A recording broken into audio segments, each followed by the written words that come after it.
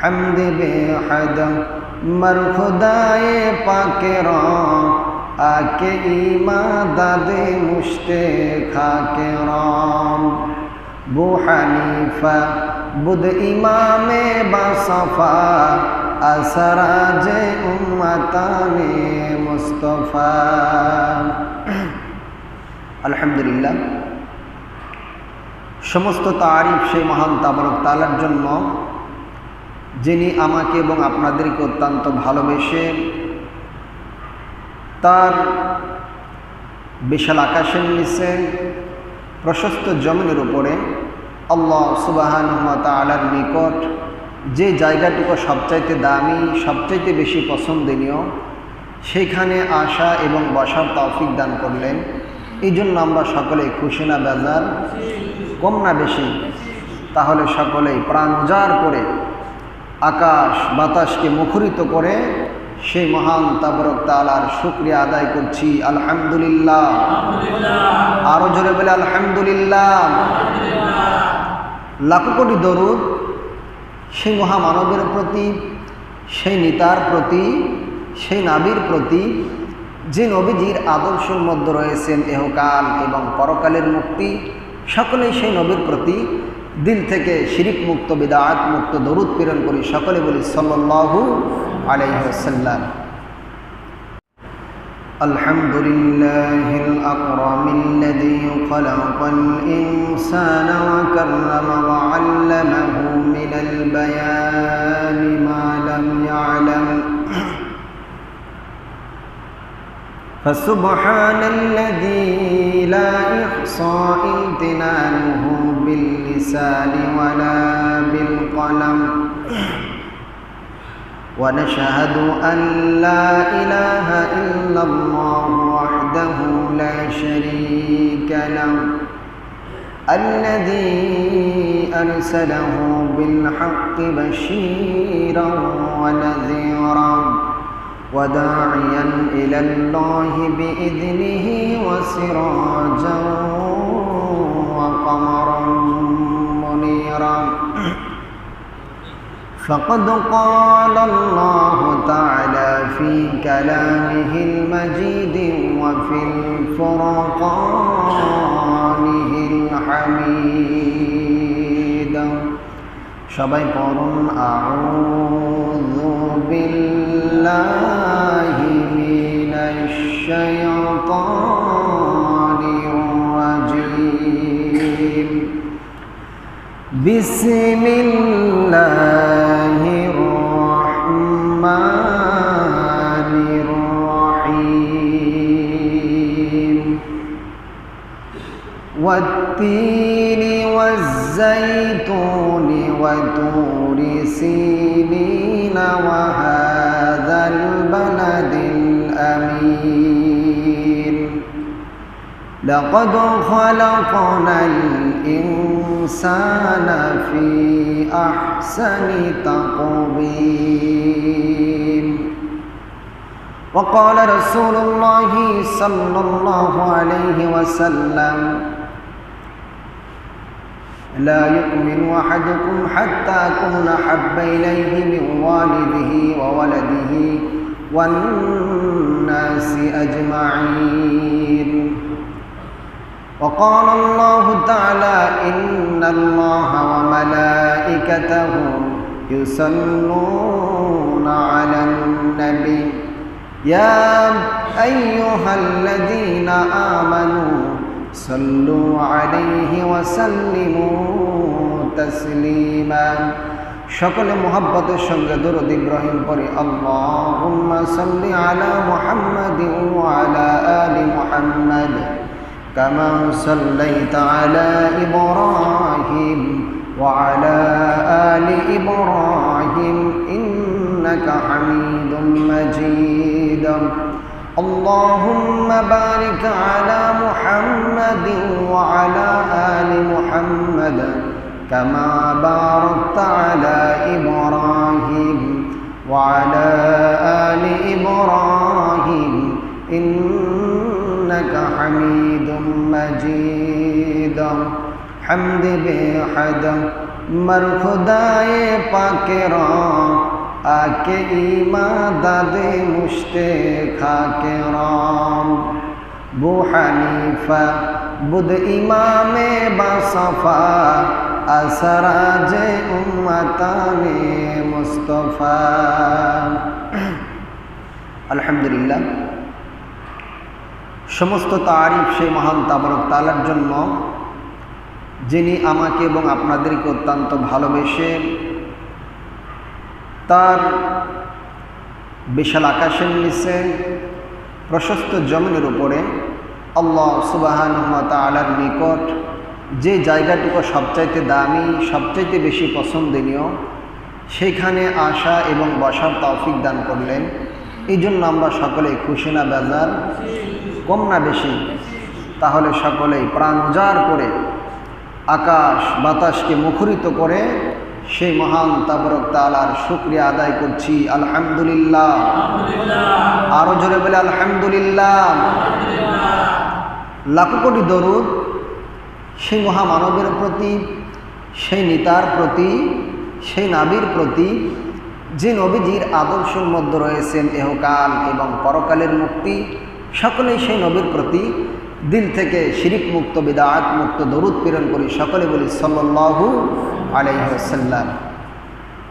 সম্মানিত হাজিরিন, আমি কোরআনুল কারীমের 30 নম্বর পারা 95 নম্বর সূরা সূরাতুত তিনের 1 থেকে 4টি আয়াত তেলাওয়াত করেছি। রাসূল পাক সাল্লাল্লাহু আলাইহি সাল্লামের অসংখ্য অগণিত হাদিসের মধ্য থেকে ছোট্ট একটি হাদিস পাঠ করেছি। আল্লাহ তাআলা যদি তৌফিক দান করেন এবং আপনারা যদি আমার জন্য দোয়া করেন, তাহলে এই আয়াতে কারিমার উপরে এবং হাদিসের উপরে দু একটি কথা বলবো। আল্লাহ সুবহানাহু ওয়া তাআলা আমাকে সেই তৌফিক দান করুন। সকলে বলে আমিন। আরো জোরে বলে আমিন। আল্লাহ পাক রব্বুল আলামিন উম্মতি মুহাম্মদ,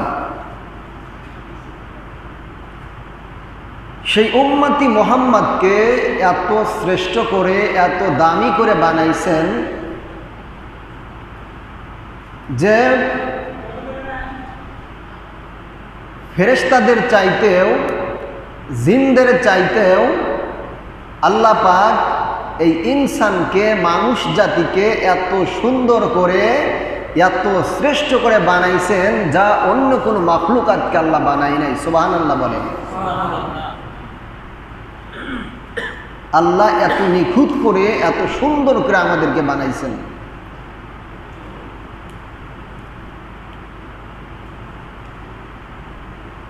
আল্লাহ রাব্বুল আলামিন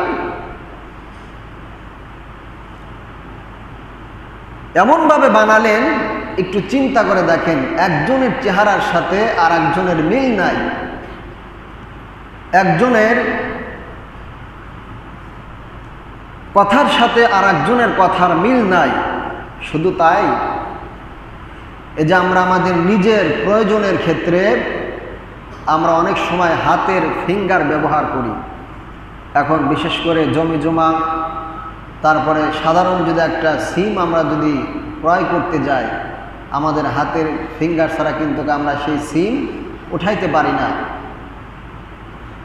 তাহলে সারা পৃথিবীতে লক্ষ লক্ষ কোটি কোটি মানুষ একটা মানুষের হাতের ফিঙ্গারের চায় আর এক হাতের ফিঙ্গারের কোনো মিল নেই। আল্লাহ পাক এই যে হাতের মধ্যে এতগুলো কোষ রেখেছেন, কিন্তু কারোটার সাথে কারো কিন্তু মিল নাই, এটা কিন্তু দেখা যায় না, একেবারে নিখুঁত ছোট ছোট। কিন্তু এটা যখন আপনি কালি দিবেন এবং টিপসই দিবেন, দেখবেন সেটা স্পষ্ট দেখা যায় সেই হাতের মধ্যে কতগুলো রেখা। কিন্তু একজনের চাইতে আর একজনের হাতের ফিঙ্গারের সাথে কি নাই? মিল নাই। আল্লাহ মানুষকে এত সুন্দর করে বানাইছেন, এ কথা কোরআনুল কারীমের ভিতরে আল্লাহ রাব্বুল আলামিন বলেছেন। তাও এমনিতে বলে নাই, আল্লাহ কসম খেয়ে বলেছেন। 4টা জিনিসের বড় দামি 4টা জিনিসের আল্লাহ কসম খাইছেন। সারা পৃথিবীর মধ্যে যে 4টা জিনিস সবচাইতে বেশি দামি, সেই দামি চারটা জিনিসের কসম খেয়ে আল্লাহ বললেন যে লাকাদ খালাকনাল ইনসান ফি আহসানি তাকবীর। আল্লাহ আবার শুরুতে বলছেন লাকাদ, অবশ্যই। একটা বিষয়কে যখন আমরা গুরুত্ব বোঝানোর জন্য আমরা অনেক সময় কসম খেয়ে থাকি, মানুষকে বিশ্বাস করানোর জন্য, কথাটাকে গ্রহণযোগ্য বানানোর জন্য আমরা কি বলি? কসম খেয়ে বলি যে কাজটা আমি করি না। তো আল্লাহ তাআলা এই কথাটাকে গুরুত্ব বোঝানোর জন্য বললেন লাকাদ খালাকনাল ইনসান, আমি অবশ্যই মানুষকে সৃষ্টি করেছি ফি আহসানি তাকবীর, সুন্দর করে। কেমন করে বলেন? কেমন করে বানাইছেন? সুন্দর করে বানাইছেন। আল্লাহ পাক রব্বুল আলামিন কোরআনুল কারীমের 30 নম্বর পারা 95 নম্বর সূরা সূরাতুত তিনের ভিতরে ডাক দিয়ে বলেন ওয়াত-তিনি ওয়াজ-যাইতুনি ওয়া-তুরি সিনিন ওয়া হাযাল বালাদিল আমিন। আল্লাহু আকবার বলেন।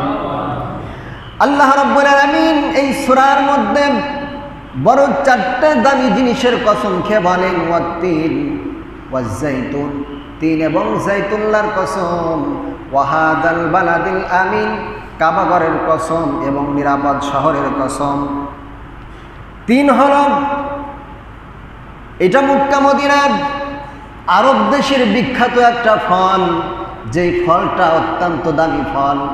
আল্লাহ এই তিন এবং জাইতুল্লাহর কসম খেয়ে বললেন ওয়া হাযাল বালাদিল আমিন, তিনি নিরাপদ শহর, এবং কাবাগরের কসম খেয়ে বললেন নিরাপদ শহর। মক্কা নগরের কসম খেয়ে বললেন লাকাদ খালাকনাল ইনসানা ফি আহসানি তাকবীর। আল্লাহু আকবার বলেন। আল্লাহ রাব্বুল আলামিন বলেন আমি অবশ্যই মানুষকে সুন্দর করেছি, আমি মানুষকে অবশ্যই আমি সৃষ্টি করেছি সুন্দর আকৃতিতে। আল্লাহ রাব্বুল আলামিন মানুষকে এমনভাবে সুন্দরভাবে সৃষ্টি করেছেন, নিখুঁত করে সৃষ্টি করেছেন। আল্লাহ বলে বান্দারে আমি তোমাকে কত সুন্দর করে বানাইলাম, কত নিখুঁত করে বানাইলাম বান্দা, একবার তুমি তোমার সুন্দর চেহারার দিকে তাকিয়ে নজর করে দেখো। আমি তোমার চোখের জায়গায় চোখ দিয়েছি, কানের জায়গায় কান দিয়েছি, নাকের জায়গায় নাক দিয়েছি, চোখের জায়গায় চোখ দিয়েছি। বান্দারে তুমি একবার তোমার সুন্দর চেহারার দিকে তাকিয়ে দেখো আমি তোমাকে কত নিখুঁত করে বানাইছি। আল্লাহু আকবার বলেন। আল্লাহ এত সুন্দর করে বানালেন আমাদেরকে। তো আল্লাহ পাক রব্বুল আলামিন সুন্দর করে মানুষকে বানাইছেন। বলেন তো দেখি সেই বানানোর মধ্যে কোনো রহস্য আছে না নাই? জোরে বলেন আছে না নাই? অবশ্যই আছে। আমার মুসলমান ভাইরা, একজন বাদশা তার স্ত্রীকে নিয়ে রাতের গভীরে তার অট্টালিকার ছাদের উপরে দুজন দাঁড়িয়ে আছেন। দেখবেন অনেক সময় যখন বিদ্যুৎ চলে যায়, প্রচণ্ড গরম, তখন মানুষ কি করে? একটু স্বস্তি পাওয়ার জন্য, নিজেকে একটু আড়াল করার জন্য কি করে? নিরিবিলি একটি জায়গা খুঁজে নেয়, বাড়ির ছাদের উপরে অথবা উঠানের উপরে অথবা গাছতলায়। এরকম সময়টাকে একটু কাটায়। তো বাদশা তার স্ত্রীকে নিয়ে রাতের বেলায় ছাদের উপরে দুজন দাঁড়িয়ে দাঁড়িয়ে কথা বলছেন। জ্যোৎস্না রাত, আকাশের তারকাগুলো ঝিলিমিলি করছে, আকাশ একেবারে পরিষ্কার। তো স্বামী স্ত্রী মিলে দুজনে সুখে দুঃখের কথা বলছেন। ইতিমধ্যে স্বামী তার স্ত্রীকে বলতেছেন যে তুমি কত সুন্দর, তুমি কত সুন্দর। ওই যে আকাশের চাঁদ দেখা যায়, সূর্য চন্দ্রগুলো দেখা যাচ্ছে, তারকাগুলো দেখা যাচ্ছে, তার চাইতেও তুমি সুন্দর।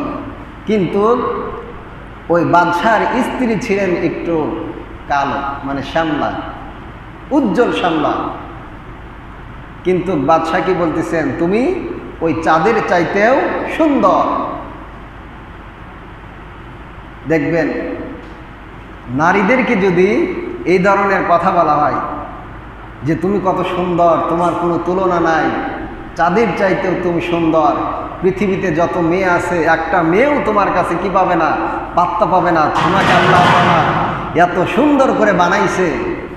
দেখবেন ওই নারী আর মনে হয় মাটিতে নাই, আকাশ দিয়ে উঠতেছেন। এরকম হয় কি হয় না বলেন? তো বাদশাহ তার স্ত্রীকে বলতেছেন তুমি চাঁদের চাইতেও সুন্দর। স্ত্রী বলতেছে না, তুমি আমাকে পাম মারতেছে, আমি চাঁদের চাইতে সুন্দর কেমনে হব? বলতেছে না, আমি সত্যি বলতেছি, চাঁদের কলঙ্ক আছে, তোমার মধ্যে কোনো কলঙ্ক নাই। স্ত্রী মানতেছে না, কিন্তু বাদশাহ ছাড়তেছে না, না তুমি চাঁদের চাইতেও সুন্দর। এক পর্যায়ে দুজনের মধ্যে কথা কাটাকাটি শুরু হয়ে গেছে। স্বামী বলতেছেন যে খোদার কসম করে বলতেছি তুমি এই চাঁদের চাইতেও সুন্দর, আর তুমি যদি এই চাঁদের চাইতে সুন্দর না হও তাহলে তুমি তালাক। দেখেন কোন পর্যায়ে চলে গেছে।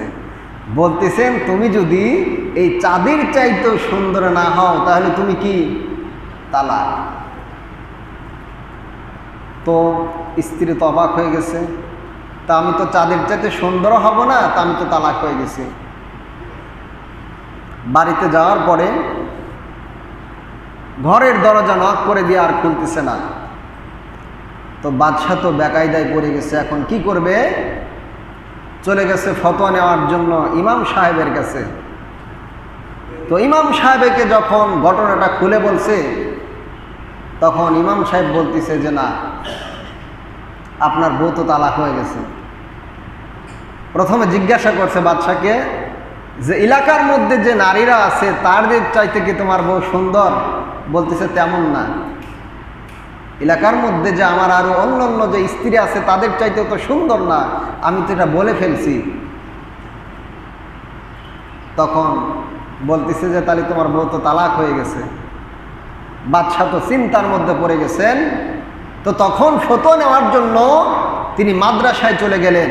সে মাদ্রাসাতে যাওয়ার পরেও মাদ্রাসার যে প্রিন্সিপাল ছিলেন, বড় হুজুর ছিলেন, তিনিও সব ঘটনাগুলো শোনার পরে বলতেছেন তোমার বউ নাই, বউ তালাক হয়ে গেছে। কিন্তু ওনার কথাটা শোনার পরে আশ্চর্য হয়ে মাদ্রাসার বারান্দায় বসে মন খারাপ করে বসে আছে। ইতিমধ্যে সেখানে অবস্থান করলেন আমাদের ইমামে আবু হানিফা রহমতুল্লাহ আলাই। আল্লাহু আকবার বলেন। আমাদের যে ইমাম, যিনি হজরতে আবু হানিফা রহমতুল্লাহ আলাই, তিনি যখন বিষয়টা জানতে পারলেন, তিনি বলতেছেন যে কি হয়েছে আমাকে খুলে বলেন। বললেন যে তুমি ছোট মানুষ, আমার এই বিষয়টা তুমি কিভাবে সমাধান দিতে পারবে? যখন সমস্ত ঘটনাটা খুলে বলছেন ইমামে আবু হানিফা রহমতুল্লাহ আলাই, তিনি বলতেছেন আপনার বউ তালাক হয় নাই, আপনার স্ত্রী আপনারই আছেন। আল্লাহু আকবার বলেন। বাদশাহ আশ্চর্য হয়ে গেছেন, বড় বড় আলেমের কাছে গেলাম এবং তুমি যে মাদ্রাসায় দর্শ করার জন্য আসছো, ক্লাস করার জন্য আসছো, সেই মাদ্রাসার বড় হুজুরের কাছ থেকে ফতোয়া নিলাম। তিনি বলল যে তোমার স্ত্রী তালাক হয়ে গেছে, আর আপনি বলতেছেন যে স্ত্রী তালাক হয় নাই। বলতেছে হয় নাই। কেমনে? তখন তিনি এই সূরাতুত তিনের 4 নম্বর আয়াত তেলাওয়াত করেছেন। লাকাদ খালাকনাল ইনসানা ফি আহসানি তাকবীম। আল্লাহু আকবার বলেন। আল্লাহ রাব্বুল আলামিন কোরআনুল কারীমের ভিতরে বললেন অবশ্যই আমি মানুষকে সৃষ্টি করেছি সুন্দর করে। বলেন তো দেখি, আল্লাহর কথা ভুল নাকি আমাদের কথা ভুল? আল্লাহ বললেন আমি মানুষকে চাঁদের চাইতেও সুন্দর করে সৃষ্টি করেছি। পৃথিবীর মধ্যে যা কিছু তোমরা দেখতে পাও অথবা না পাও, সব কিছুর চাইতে আমি আল্লাহ রাব্বুল আলামিন আমার বান্দাদেরকে আমি নিখুঁত করে সৃষ্টি করেছি। ইমামে আবু হানিফা রহমাতুল্লাহ আলাই এই আয়াত তেলাওয়াত করে দিয়েছেন। তখন বাদশাহ বলল তাই তো, এবং ইমামে আবু হানিফা রাহমাতুল্লাহ আলাইহি ওই ইমাম সাহেবকে বলে দিলেন যে আজকে ফজরের নামাজ, এবং এই বিষয়টা এমন পর্যায়ে চলে গেছে যে সারা রাজ্যের মধ্যে চলে গেছে, হইচই পড়ে গেছে যে বাদশার স্ত্রী তালাক হয়ে গেছে, এমন একটা কথা বলার কারণে ইমাম আবু হানিফা রাহমাতুল্লাহ আলাইহি ওই মসজিদের ইমাম সাহেবকে বললেন, তুমি আজ ফজরের নামাজে যখন তেলাওয়াত করবে, ফজরের নামাজে তেলাওয়াত করার সময় তুমি লাকাদ খলাকনাল ইনসানা না পড়ে তুমি পড়বে লাকাদ খলাকনাল কামারা ফি আহসানি তাকওয়িম, তুমি এইটা পড়বে। ইমাম সাহেব যখন ফজরের সালাতে লাকাদ খলাকনাল ইনসানের পরিবর্তে লাকাদ খলাকনাল কামারা ফি আহসানি তাকওয়িম পড়েছেন, পিছন থেকে বারবার লুকমা দিচ্ছেন লাকাদ খলাকনাল ইনসানা ফি আহসানি তাকওয়িম। ওনার পড়তেছেন যে অবশ্যই আল্লাহ তাআলা চাঁদকে সুন্দর করে সৃষ্টি করেছেন, আর আছে হলো লাকাদ খলাকনাল ইনসানা ফি আহসানি তাকওয়িম, অবশ্যই আল্লাহ তাআলা মানুষকে সুন্দর করে সৃষ্টি করেছেন, এটার অর্থ। তো ইমাম সাহেব বারবার এটা পড়তেছেন, পিছন থেকে বারবার লুকমা দিচ্ছেন। নামাজ শেষ করার পরে যখন বিষয়টা বললেন তখন সকলের মাঝে এটা পরিষ্কার হয়ে গেল, তখন সকলের মাঝে এটা উন্মোচন হয়ে গেল যে অবশ্যই আল্লাহ পাক রব্বুল আলামিন সুন্দর চাইতেও, সূর্যের চাইতেও, তারকারাজির চাইতেও আল্লাহ পাক রব্বুল আলামিন মানুষকে অতি সুন্দর করে সৃষ্টি করেছেন। সুবহানাল্লাহ বলেন। দেখেন আমাদের ইমামে আবু হানিফা রাহমাতুল্লাহ আলাইহি তিনি কত বড় জ্ঞানের অধিকারী ছিলেন। তার ব্যাপারে বলেছেন, বু হানিফা বুদ ইমামে বা সফা আসারা যে উম্মাতানে মুস্তফা। হযরত ইমাম আবু হানিফা রাহমাতুল্লাহ আলাইহি তিনি তো উম্মতে মুহাম্মাদের জন্য চেরাগ স্বরূপ ছিলেন, বাতি স্বরূপ ছিলেন। তিনি এত বড় একজন ইমাম ছিলেন, ইমামে আজম যাকে বলা হয়, সমস্ত ইমামের ইমাম। তেনার যখন শৈশবকাল, তিনি যখন মক্তবে পড়তেন, পড়ালেখা করতেন, মক্তবে যখন তিনি পড়ালেখা করতেন, অন্য যারা ছাত্র ছিলেন তারা তো হাদিসগুলো কি করতেন, লিখতেন এবং খাতার মধ্যে উঠা রাখতেন হাদিসগুলো। তো ইমামে আবু হানিফা রাহমাতুল্লাহ আলাইহিকে বলতেছেন, তার উস্তাদ বলতেছেন যে কি ব্যাপার, তোমাকে যে পাঠদান দেওয়া হয়, যে হাদিসগুলো তোমাকে পড়ানো হয়, সেটা তো তুমি লেখো না। তখন ইমামে আবু হানিফা রাহমাতুল্লাহ আলাইহি বলতেছেন, উস্তাদ জি, আপনি এতদিন যাবত যে হাদিসগুলো লেখাইছেন সেগুলো আমি মুখস্থ শোনায় দিতে পারবো। আল্লাহু আকবার বলেন। তিনি সবগুলো হাদিস এ টু জেড একেবারে সব মুখস্থ শোনায় দিয়েছেন। ইমাম আবু হানিফা রাহমাতুল্লাহ আলাইহির জামানায় বড় বড় হাস্তি ইমাম ছিলেন, এবং ওই জামানার মধ্যে শুধু 3 লক্ষ জাল হাদিস তিনার মুখস্থ ছিলেন। চিন্তা করে দেখেন, যে হাদিসগুলোর কোনো ভিত্তি নেই, মানুষ এমনিতেই বানাইছেন, এই ধরনের হাদিস তার 3 লক্ষ হাদিস মুখস্থ ছিলেন। এবং তারা একবার তিনার সাথে বাহাস করার জন্য অনেক জায়গায় থেকে বড় বড় আলেম নিয়ে আসছেন, ইমামগণকে নিয়ে আসছেন, যে কিতাবগুলো নিয়ে আসছেন সবগুলো তিনি মুখস্থ শোনা দিয়েছেন। বুখারী শরীফ বলেন, তিরমিজি বলেন, ইবনে মাজাহ বলেন, আবু দাউদ বলেন, মিশকাতুল মাসাহবি বলেন, যত বড় বড় হাদিসের কিতাবগুলো আছেন সবগুলো তিনার মুখস্থ।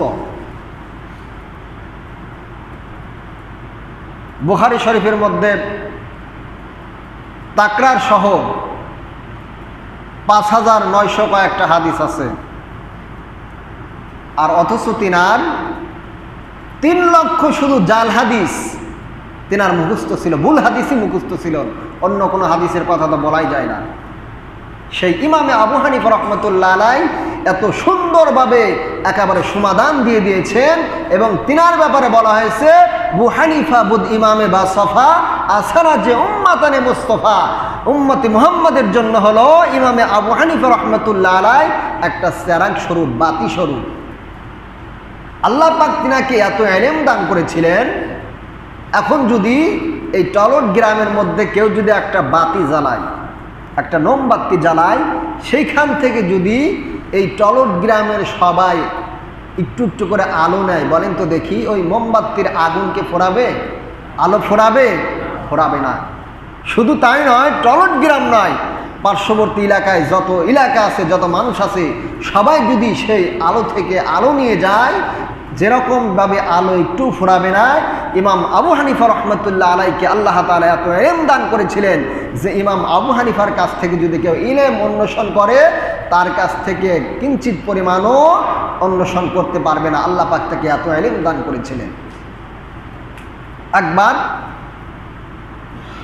এবং তানার যে সন্তান ছিলেন, ইমাম আবু হানিফা রহমতুল্লাহ আলাইহির একজন কন্যা ছিলেন, তিনিও বিশাল বড় আলেমা ছিলেন।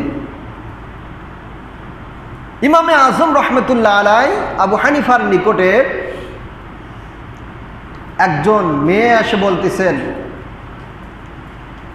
যে পুরুষদের ক্ষেত্রে 4টা বিবাহ করার আল্লাহ তাআলা বিধান দিয়েছেন, যে একটা পুরুষ একাধিক বিবাহ করতে পারে, যদি তার সামর্থ্য থাকে একাধিক বিবাহ করতে পারে, এমনকি সে 4টা স্ত্রীকে নিয়ে একেবারে ঘর সংসার করতে পারে, একসাথে 4টা স্ত্রীকে পৃথক পৃথকভাবে সে রাখতে পারে, যদি তার সামর্থ্য থাকে।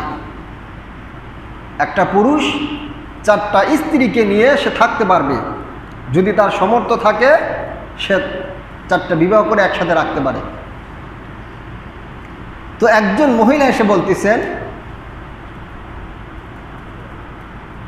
তো একটা পুরুষ যদি 4টা নারীকে নিয়ে থাকতে পারে, তাহলে একটা নারী কেন 4টা পুরুষকে নিয়ে থাকতে পারবে না? এরকম প্রশ্ন হয় কিনা বলেন? এখন আপনারাও তো আমাদেরকে বলতে পারেন, বা একটা মেয়েও তো বলতে পারে, হুজুর আপনারা 4টা বিয়ে করে 4টা মেয়েকে নিয়ে থাকতে পারেন, আমাদের আবার কি হলো? আমরা কেন 4টা স্বামীকে নিয়ে থাকতে পারবো না? এরকম প্রশ্ন আসে, হয় কি হয় না বলেন? তো ইমামে আজম রহমতুল্লাহ আলাইহির নিকটে এসে একজন মেয়ে এরকম প্রশ্ন করছেন যে একটা পুরুষ যদি 4টা নারীকে নিয়ে থাকতে পারে, তাহলে একটা নারী কেন 4টা পুরুষকে নিয়ে থাকতে পারবে না? তো ইমামে আজম রহমতুল্লাহ আলাইহি তিনি গভীর চিন্তার মধ্যে পড়ে গেলেন। প্রশ্নের উত্তর তিনি খুঁজে পাচ্ছেন না, কি বলবেন? ইমামে আজম রহমতুল্লাহ আলাইহি তিনি ওই নারীকে বললেন যে আচ্ছা ঠিক আছে, তোমার এই বিষয়টা আমি পরবর্তীতে তোমাকে জানাবো। তো ইমামে আজম রহমতুল্লাহ আলাইহি তিনি গভীর চিন্তার মধ্যে আছেন। এখন তার মেয়ে বলতেছেন, আব্বাজান আপনাকে এত পেরেশানি লাগতেছে কেন, আপনার কি হয়েছে? তখন বলতেছেন, মা এই বিষয় একটা নারী আমাকে এই ধরনের একটা প্রশ্ন করেছেন, আমি তো এটার সমাধান খুঁজে পাচ্ছি না।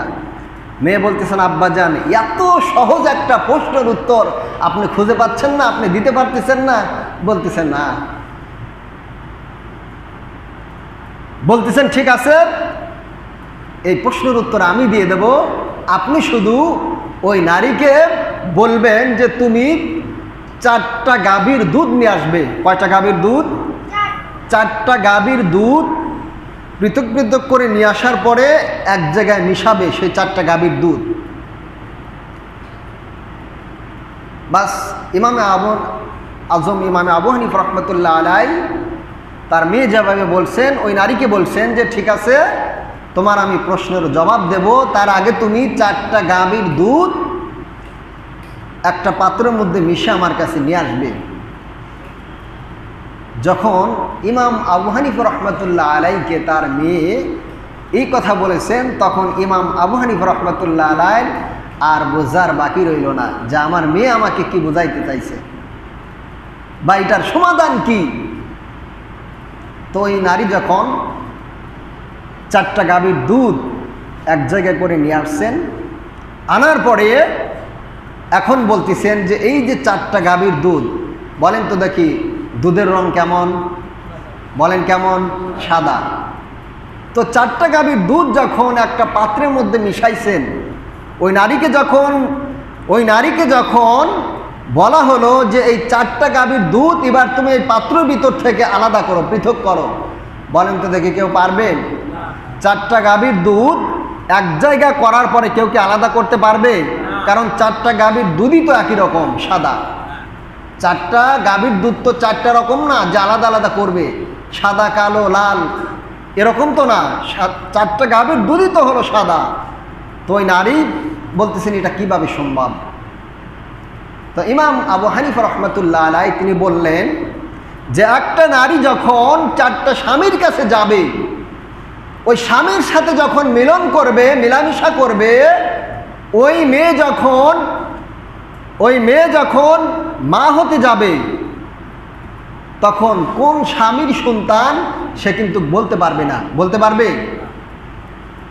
একটা মেয়ের সাথে যদি 4টা পুরুষ মেলামেশা করে, কোন পুরুষের সন্তান তার পেটের ভিতরে গর্ভধারণ করছে ওটাকে কেউ বলতে পারবে? বলতে পারবে না। কিন্তু একটা পুরুষ যদি 4টা নারীর কাছে যায়, কারণ পুরুষ তো নারীর কাছে গেছে, মিলন করছে, 4টা নারী পৃথক পৃথক কি হবে? গর্ভবতী হবে, কিন্তু তাদের পরিচয় হবে একটা পিতায়। আর যখন 4টা পুরুষ একটা নারীর কাছে যা মিলামিশা করবে, তার পিতাকে কে বলতে পারবে? বলেন যে ওই মাও কিন্তু বলতে পারবে না যে তোমার পিতাকে। তখন ওই নারীর আর বুঝতে বাকি রইল না। দেখেন কত সুন্দর সমাধান। তিনি ছিলেন আমাদের ইমামে আবু হানিফা রহমতুল্লাহ আলাই। এত সুন্দরভাবে তিনি সমাধান দিয়েছেন। তো সম্মানিত হাজিরিন, এই জন্য আল্লাহ পাক রব্বুল আলামিন বললেন যে আমি অবশ্যই মানুষকে সৃষ্টি করেছি অত সুন্দর করে, অতি মায়া করে, অতি দয়া করে। আল্লাহ পাক রব্বুল আলামিন আমাদেরকে এত সুন্দর করে, এত দয়া করে, এত মায়া করে বানাইছেন। বলেন তো দেখি এর কোনো কারণ আছে না নাই? অবশ্যই কিন্তু এর কারণ আছে।